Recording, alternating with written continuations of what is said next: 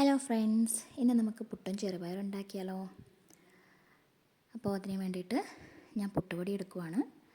ഞാൻ 3 ഗ്ലാസ് പുട്ടുപൊടിയാണ് എടുക്കാറുള്ളത്. രാവിലെയും രാത്രിയിലേക്കും കൂടിയിട്ടുള്ള കണക്കിലാണ് ഞാൻ എടുക്കുന്നത്.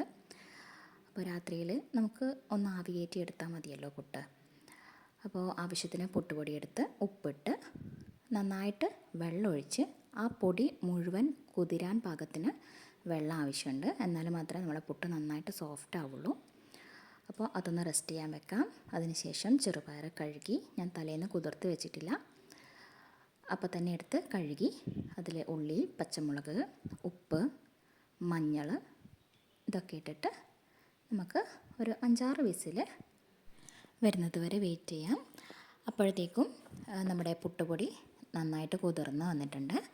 അതൊന്ന് കൈകൊണ്ട് നന്നായിട്ട് കുഴച്ചെടുത്ത് പുട്ടുകുറ്റിയിലോട്ട് നിറയ്ക്കണം. ശേഷം ആവിയിൽ വെച്ച് നന്നായിട്ടൊന്ന് ആവി കൊണ്ടതിന് ശേഷമാണ് നമ്മൾ വീണ്ടും പുട്ട് നന്നായിട്ടൊന്ന് കുഴച്ചെടുക്കുന്നത്. ഇത് പുട്ട് സോഫ്റ്റ് ആവാനുള്ളൊരു ടിപ്പ് കൂടിയാണ്. അത് ആവി വരുമ്പോഴേക്കും നമുക്ക് ചെറുപയറിനുള്ള അരപ്പ് റെഡിയാക്കാം. തേങ്ങയിൽ ഉള്ളി, പച്ചമുളക്, മഞ്ഞൾ, ജീരകം ഇതൊക്കെ ഇട്ടിട്ട് നന്നായിട്ടൊന്ന് അരച്ചെടുക്കാം. അപ്പോഴേക്കും നമ്മുടെ പുട്ട് ആവി വന്നിട്ടുണ്ട്. അത് പാത്രത്തിലോട്ട് ഇട്ട് ഇച്ചിരി വെള്ളം ഒഴിച്ച് നന്നായിട്ടൊന്ന് കുഴച്ചെടുക്കാം. ശേഷം നമ്മൾ സാധാരണ ചെയ്യുന്നത് പോലെ തന്നെ തേങ്ങയിട്ട് പൊടിയോട്ട് അങ്ങനെ 4 കഷ്ണം പുട്ടാണ് ഞാൻ ഒരു കുറ്റിയിൽ ആക്കുന്നത്.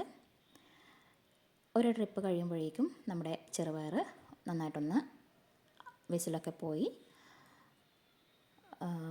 റെഡി ആയിട്ടുണ്ട്. അതിൽ അരപ്പ് ചേർത്ത് നമുക്ക് കടുക് വറുത്തിടാം. ഇത്രയാകുമ്പോഴത്തേക്കും നമ്മുടെ നല്ല ടേസ്റ്റി പുട്ടും ചെറുപയറും റെഡിയാവും. എല്ലാവർക്കും ഇഷ്ടമുള്ള ഒരു വിഭവം തന്നെയാണ് പുട്ടും ചെറുപയറും എന്നുള്ളത് അല്ലേ. എൻ്റെ വീട്ടിൽ പുട്ടാക്കി കഴിഞ്ഞാൽ എൻ്റെ മോൾക്ക് ഏറ്റവും ഇഷ്ടമുള്ള ഒരു വിഭവമാണ് പുട്ടെന്ന് പറയുന്നത്.